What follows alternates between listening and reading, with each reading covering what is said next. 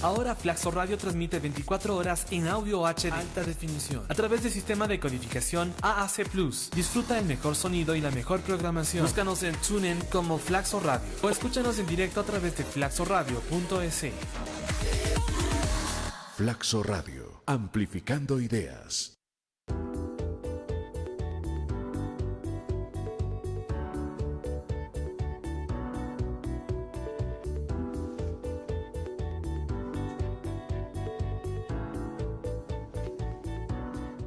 Buenos días, buenas tardes a la gente que nos está escuchando hoy en Flaxo Radio en este Flaxo Especiales. Hoy tenemos como invitada a Amapola Naranjo, que es integrante de la Comisión de Educación, sobre la ley de la reforma orgánica de educación, sobre la ley orgánica de comunicación. Amapola tiene una maestría en Gobierno de la Ciudad con mención en Centralidad Histórica aquí en nuestra institución en Flaxo, Ecuador. Bienvenida, Amapola. Muchísimas gracias, muy contenta de estar en Flaxo Radio, una radio de nuestra casa.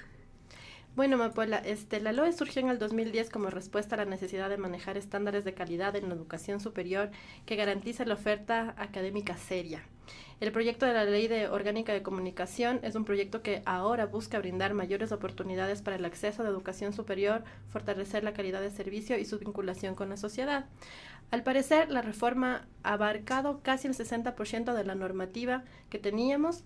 Y pues el cuerpo legal se aprobó este día martes 15 de mayo del 2018 en el Pleno de la Asamblea con 120 votos a favor, una abstención, y los legisladores dieron paso después de un debate de 2 años. Cuéntanos pues entonces cómo se ha visto esta reforma, cómo ustedes los asambleístas pensaron estas reformas de la ley de la LOES. Sí, exactamente es así. El periodo anterior de la Asamblea Nacional había venido ya discutiendo las reformas a la Ley Orgánica de Educación Superior por 1 año. Y a nosotros que nos tocó el relevo por la voluntad del pueblo ecuatoriano, pues ya hemos venido discutiendo 1 año también. Y estos 2 años, bueno, doy cuenta del nuestro. Ha sido un trabajo totalmente abierto y participativo. Han estado presentes siempre las autoridades, rectores de universidades públicas y particulares, el Consejo de Educación Superior, el Consejo de Acreditación de la Calidad y de la Secretaría de Educación Superior, CENESID. También los actores del otro lado, que son los estudiantes, ¿no? Los administrados, los estudiantes, y al último, aunque se habían olvidado un poquito, pero lo logramos, que los conservatorios estén presentes también, haciéndonos escuchar sus voces. Y ya antes habían comparecido también en varias ocasiones los representantes de los institutos técnicos y tecnológicos. Así que ha sido un trabajo totalmente abierto. Por supuesto, siempre hay pareceres, criterios distintos, pero qué bien el debate sobre la mesa para poder llegar a consensos. ¿Cuáles han sido estos espacios de socialización de las reformas? ¿Cómo se ha hecho? ¿Cómo se han acercado ustedes los asambleístas a estos espacios de socialización en estos diferentes actores que nos has comentado? Nosotros en la Comisión de Educación, Cultura, Ciencia y Tecnología recorrimos el país. Tuvimos lo primero reuniones en distintas universidades, tanto escuelas politécnicas, universidades públicas y particulares. Así que ya con esos insumos empezamos a hacer una serie de talleres todo este año, talleres, discutiendo por temas y por artículos también. Inclusive los actores mismos de la educación traían redactada la propuesta de artículo para debatirla en la mesa. Y eso es muy importante, las leyes tienen que construirse pues colectivamente. ¿Cuáles han sido para ustedes las principales demandas de estos actores que ustedes acogieron en la reforma? Bueno, yo creo que lo más importante de destacar es el sistema de admisión y nivelación, porque era una demanda de los estudiantes, sobre todo. Hubo una tergiversación en la información cuando recorrimos en la campaña política electoral las parroquias rurales. Yo vengo de ahí. Los jóvenes nos manifestaban su temor, su rechazo a Correa, porque decían: el presidente Correa nos puso este problema, no querían dar el examen para entrar a la universidad. O también decían: nos manda la CENESID, le acusaban a la CENESID. de que por culpa de ellos les ha tocado irse a estudiar en Chimborazo o están estudiando o en cualquier lugar del país y están estudiando una carrera que no querían. Entonces les explicábamos que ellos mismos pusieron las opciones de carrera y que los cupos no dan como para todos acogerlos acá en Quito, por ejemplo. Así que era toda una serie de miedos de parte de los jóvenes y había que escuchar esas voces. Es por eso que ha habido un cambio fundamental en el acceso a la universidad. Ahora, como está ya en la ley, que todavía no está la aprobación del Ejecutivo, pero ya salió así de la Asamblea, es que los estudiantes rinden el examen ser bachiller, que tiene que ser un examen que un tanto riguroso porque necesitamos bachilleres con la suficiencia en conocimientos y en aptitudes para dar el paso a la universidad. Esto y además recogerá el promedio de la carrera de bachillerato, es decir, 3 años el promedio, porque siempre es posible que ese día del examen el estudiante puede estar o la estudiante puede estar nerviosa, puede estar indecisa, cualquier cosa puede pasar. Entonces son todas estas notas, inclusive se ha pensado y se está constando en la propuesta la ponderación de su condición cultural, del lugar geográfico de donde viene, porque sigue habiendo una brecha en la educación rural con respecto a la urbana, por ejemplo, ¿no? Entonces, hasta que se vaya superando esa brecha, es necesario tomar en cuenta también para la calificación a la universidad. Los estudiantes que reúnan el puntaje que CENESID definirá, pasan de una a la universidad, ya tienen su cupo, a la carrera que hayan elegido y a la universidad que hayan elegido. Quienes no pasaran el puntaje son los que tienen que tomar obligatoriamente el curso de nivelación y está a cargo del Estado, de CENESID. Las universidades igualmente han puesto toda su capacidad instalada para dar y los institutos técnicos también están ofreciendo sus estructuras para poder dar los cursos de nivelación a los estudiantes que todavía no pasaran. Una vez que terminaran esta nivelación, tienen que rendir el examen, porque no se puede votar la calidad. Es decir, siempre se va a mantener este principio. Y bueno, ya quienes pasan, pues ya tienen que esperar que les asignen ya el cupo. Entonces es un cambio en este sistema de admisión y nivelación. Creo que el otro tema fundamental es el fortalecimiento a los institutos técnicos tecnológicos del país, porque el país necesita técnicos y tecnólogos, investigadores para el cambio de la matriz productiva, porque somos un país que no podemos estar dependiendo solo del petróleo. No, es urgente que los institutos empiecen ya a tener un valor y en ello se ha propuesto, se ha consensuado con todos los sectores en que son de tercer nivel. Había un descuido en la ley anterior, estaban como en el limbo, eran un poquito más arriba que bachilleres, pero siendo tecnólogos especializados, ganaban como un bachiller, por ejemplo. Entonces eran injusticias. Ahora los estudios se reverán con las mallas curriculares, con los organismos encargados de ello y tienen que pasar un proceso para que realmente estén a la altura de ofrecer un título terminal de tercer nivel, tecnológico o técnico, ¿verdad? Y esto en los tecnológicos. Inclusive podrán ofertar títulos de cuarto nivel, tal vez especializaciones hasta maestría. Quisiera detenerme en este punto, sobre todo en el que el Estado está a cargo de la educación de todos como un derecho. Muchas personas nos hablan de que los estudiantes tienen que pagarse sus carreras, de que están mantenidos por el Estado. ¿Cuál es la opinión de los asambleístas sobre la educación como derecho? La educación es un derecho fundamental y una obligación ineludible del Estado para las ciudadanas y ciudadanos durante toda su vida. Desde que nacemos tenemos derecho hasta morir. Es decir, va pasando la vida y si viene una persona de la tercera edad y dice yo quiero estudiar un posgrado, se le debe dar la apertura, ¿no? Es decir, nos acompaña durante toda la vida. Es por eso que no podemos negar. Ahora bien, el derecho a la educación va en forma consecuente con las becas. El gobierno anterior ha sobresalido a nivel de la región y del mundo, por ejemplo, en el otorgamiento de becas. Yo recuerdo que el año pasado, creo que fue, le daban la beca número 20.000 a un estudiante. Yo decía, qué bien, porque muchos estudiantes, en los cuales me incluyo yo, por la falta de dinero no podíamos optar a un posgrado.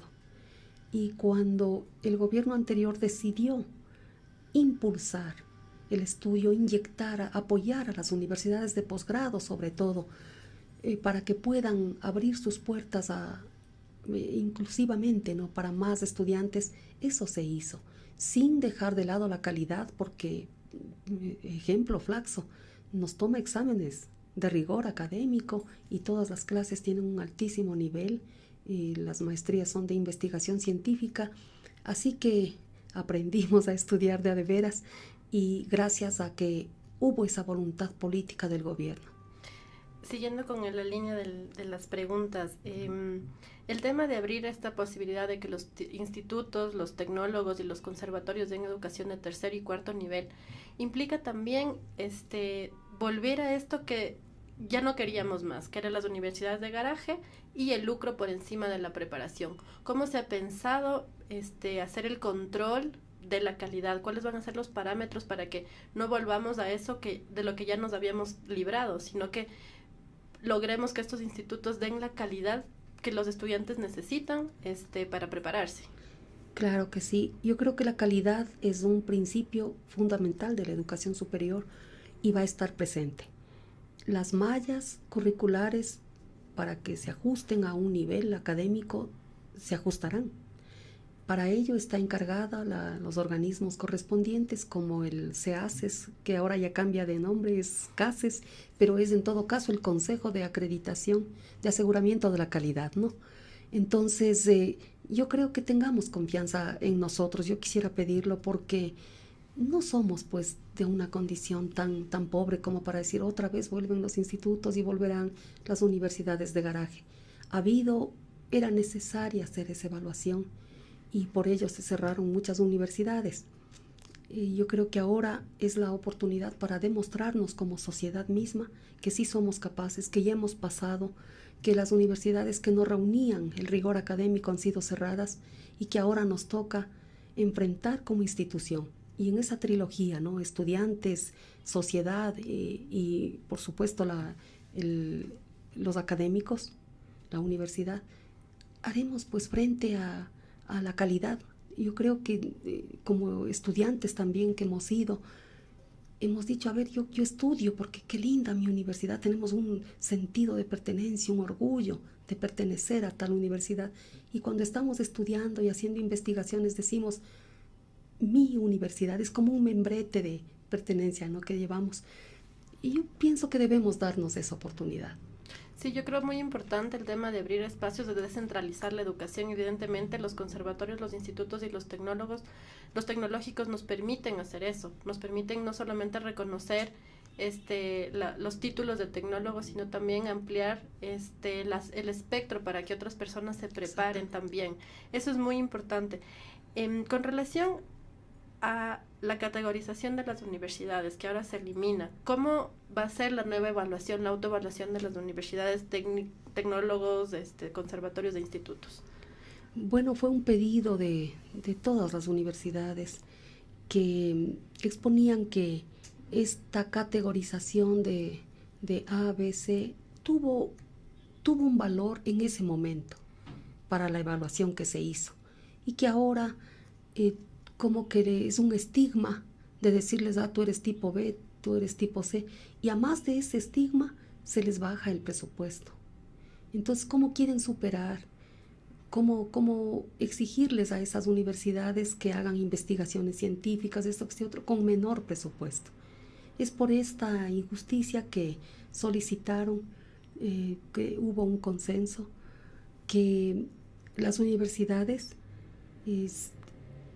impulsarán por sí mismas las investigaciones y es una competencia sana de querer lucirse, ¿no? A ver, tal universidad ha realizado tal investigación científica o ha competido en el mundo o ha hecho convenios con otras universidades y se encuentra en realizando este tipo de investigaciones. Es más sano que categorizarla. Es por eso que se hizo ese cambio y efectivamente los cupos no alcanzan y muchos estudiantes se quedan sin estudiar. Es por eso que también se da el fortalecimiento a los institutos y que los bachilleres dirán, pues ya es un título de tercer nivel. En cuanto a los conservatorios, la Constitución de la República, en el artículo 352, los categoriza como, dice, el Sistema Nacional de Educación Superior estará integrado por universidades y escuelas politécnicas, institutos técnicos, tecnológicos, pedagógicos y conservatorios superiores de artes. Entonces le da ese nivel, la Constitución. Y la LOES no le había dado el desarrollo de ese principio constitucional de manera injusta. Y en este proceso de la ley se les ponía como parte inferior de un instituto. Y había que tomar en cuenta que un músico se forma desde niño. Los conservatorios desde hace más de 100 años vienen formando músicos académicos desde niños. Entran a los 6, 7 años y son formados en educación básica, luego media, con bachillerato en artes y continúan su formación académica y después de estudiar 17 años o más, les dan un título apenas de tecnólogo. Y a mí me ha parecido totalmente injusto que, por ejemplo, maestros de esa calidad estén ganando un sueldo básico, habiendo estudiado tanto. Había que hacer justicia. Es por eso que propusimos que, conforme a la Constitución y además caminando junto a lo que se hace en la región y en el mundo, los conservatorios son una suerte de universidades sui generis que pueden ofertar hasta PhD. Es propio en su especialidad artística, ¿no? Y entonces en esta parte es que se ha hecho justicia y he tenido a bien juntamente con los conservatorios convocarles y realizamos la propuesta. Hasta aquí ha pasado, fue aceptada. Más bien nos falta ajustar poquitas cosas como los conservatorios primero ya está aceptado lo principal, que ofertarán títulos de tercer nivel de grado, licenciaturas.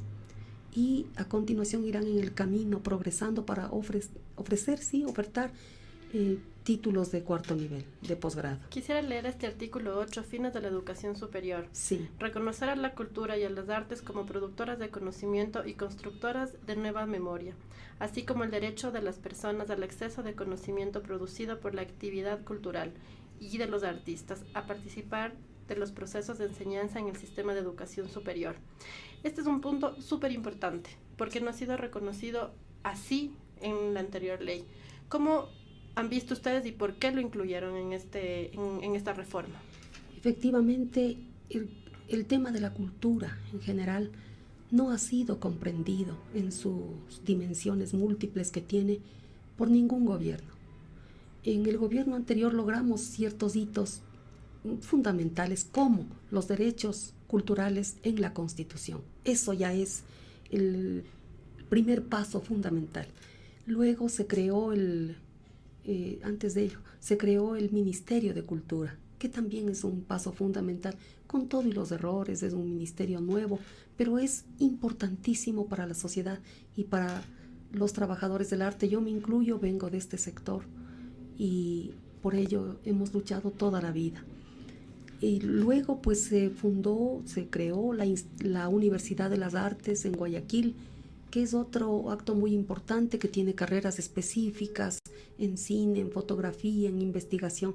El conservatorio, en cambio, es específico en formar músicos de alto nivel, de altísimo nivel. Y como ecuatoriana, como ciudadana, como trabajadora del arte, yo sueño con que nuestros conservatorios, que son 3 nacionales, Quito, Loja y Cuenca, que al menos podamos conseguir otro conservatorio para el sector norte, porque son específicos, son una suerte de universidades. Esto habrá que madurarlo en el camino. Por lo pronto, el reconocimiento de la Constitución ya está plasmado en la Ley de Educación Superior, y el reto está lanzado de aquí a fortalecer los conservatorios. Tendrá que haber la voluntad política necesaria para también otorgar el presupuesto necesario, así como se ha pensado en los institutos, también los conservatorios. Creo que es importantísimo dar el impulso a la educación. Y además el artículo 380 en diferentes numerales de la Constitución garantiza el derecho a la formación en artes. Hay gente que tiene sobredotaciones artísticas, así como hay las sobredotaciones en el deporte o en la ciencia, ¿no? Hay niños que desde pequeñitos tienen una aptitud especial para la investigación científica, para descubrir cosas. Asimismo es en el arte y en el deporte. Es necesario que valoremos a nuestra sociedad y que quienes tienen ese talento desde pequeñitos sean impulsados, sean educados con el apoyo total y la garantía del Estado. Por otro lado, hay otra cosita que corregir que ya está planteada, que esperemos que en el Ejecutivo se pueda aprobar también, es que injustamente, de manera discriminativa, se exigía a los aspirantes al conservatorio, ya a nivel académico, que presenten, a más del bachillerato general unificado, el bachillerato en artes. ¿Por qué? ¿Por qué solo a ellos? A nadie más. El bachiller es bachiller. Entonces estamos pidiendo que el bachillerato en artes es el requisito único, no el otro. Que si tiene, qué bueno, pero el bachillerato en artes es el documento único exigible para entrar al conservatorio a nivel académico. Vienen formándose desde niños y es la continuidad hacia arriba. Así que en todo eso estamos. Las becas también los incluye. Hay ponderaciones, elementos que se toman en cuenta para las becas, como por supuesto la calificación en notas, también la condición de afirmativa, digamos, para pueblos, nacionalidades que forman parte de nuestra sociedad. Y también se ha incluido ahí la sobredotación artística, para que tengan derecho a las becas igual que los demás. Sí, también otro de los aciertos es la reapertura de la Universidad Intercultural. Esto es una forma más de incluirlo, es decir, la reforma de la LOES tiene esta visión de incluir no solamente a la gente, digamos, mestiza, sino también abrirle esta oportunidad para la gente que está estudiando arte y para la gente que es quichua hablante también. Entonces me parece que son unas reformas necesarias y básicas. Es importante seguir en la discusión, seguir abriendo. El tema del cogobierno es un tema que está también pendiente con el tema de los estudiantes, que es una de las exigencias. Amapola, ¿qué más nos quisieras hablar de esta ley para ir ya cerrando esta entrevista? Bueno, yo muy contenta con que se vaya tomando en cuenta a la cultura, a los trabajadores del arte, a la formación artística, y se le vaya tomando con el respeto que se merece, porque siempre se ha pensado que artista nomás serás, músico nomás serás, como que era incluso un estigma para la familia. No estudió, es músico. Más bien todo lo contrario, una carrera de música demanda muchísima dedicación, desde la niñez y para toda la vida. Se estudia mucho más que cualquier otra carrera. Esto no se ha visto, tampoco se ha hecho un examen, un análisis o un regresar a ver de cuánto aporta la cultura al PIB. No se sabe a ciencia cierta, por ahí aproximaciones, como en otros países. En cambio se le da una importancia fundamental a la economía del país, la industria cultural. Claro, en Chile y en Colombia hay todo un estudio alrededor de las industrias creativas, que es lo que acá todavía no se ha hecho, ¿no? Que es un intento del RUAC, pero que no se ha cerrado. Exactamente, entonces son un montón de retos que tenemos que cumplir. De aquí seguirá la LOEI, que es la Ley Orgánica de Educación Intercultural, que se refiere a la educación inicial, media y secundaria hasta el bachillerato. Es fundamental que liguemos con una visión integral e integradora de la educación. Lamentablemente comenzamos desde el techo por la coyuntura, ¿no? Pues estaban los plazos. Pero ahora que nos toca esta ley, haremos la propuesta para que sea una obligación el estudio de las artes. Miren que los griegos ya tenían en su formación claramente estipulado que los seres humanos necesitaban filosofía, matemáticas, artes y deportes, porque se andaban guerreando, ¿no? Pero esas eran como las columnas de formación de un ser humano. Efectivamente está comprobado científicamente que el estudio en artes desarrolla de una manera extraordinaria el cerebro en los niños, y se dice que se hacen más inteligentes, que están abiertos a que se les desarrolla los dos lados del cerebro, ¿no? A más de tantos otros beneficios que trae la formación en artes, de tal manera que si se da obligatoriamente desde el inicio, la escuela, se van descubriendo los talentos y no se van perdiendo como ahora, ¿no? Entonces, que desde los niños y hasta el bachillerato a lo mejor ya tiene definido un estudiante que quiere optar por una educación artística. Nos viene esto y a continuación estamos ya estudiando la Ley Orgánica de Cultura. Habrá que hacer ajustes a todo lo que estamos promoviendo, estos cambios en las leyes de educación. Amapola, muchas gracias por haber venido hoy a la Flaxo Radio. Este fue Flaxo Especiales. Agradecemos otra vez a Amapola por esta visita, y pues la casa de Flaxo Radio siempre abierta para las discusiones. Mi abrazo fraterno siempre a Flaxo. Muchas gracias. Hasta luego, gracias. Ahora Flaxo Radio transmite 24 horas en audio HD alta definición a través del sistema de codificación AAC+. Disfruta el mejor sonido y la mejor programación. Búscanos en TuneIn como Flaxo Radio o escúchanos en directo a través de flaxoradio.es. Flaxo Radio, amplificando ideas.